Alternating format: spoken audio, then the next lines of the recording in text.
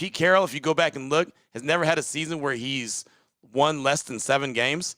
So I'm giving him 7. Like someone asked me the other day, well, where do you see 8 on the schedule? I was like, first, I don't have the schedule in my hand. Schedule doesn't come out till next week. Second of all, Pete Carroll hasn't had a season where he lost or hasn't won at least 7 games. So I'm giving him 7 because it's him, right? So I think that there's no doubt that they can get to 8 wins, right, with the players that they have, the defense that they have coming back healthy, the offense that I think is going to be much improved. The execution's got to be there. Might be a little clunky at first coming out the gates because the first couple weeks of the season are always like that.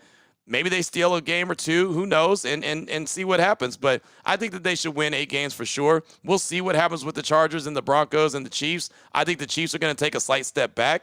That doesn't mean that they're not going to be good, but they won a lot of one-score games last year. They were a very healthy team last year. That normally doesn't happen 2 years in a row. Ask Raider Nation, right? Ask the Raiders. 2021, all those one-score games that they won, right? All those games that get them into the playoffs. Next year, not so much. It's a math problem. It always works out that way. So I think the Chiefs will take a step back.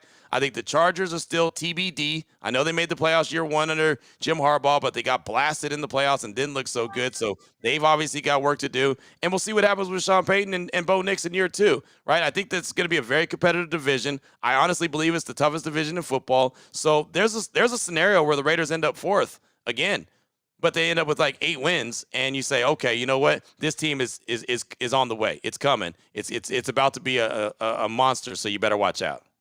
And see, another thing is, I agree totally.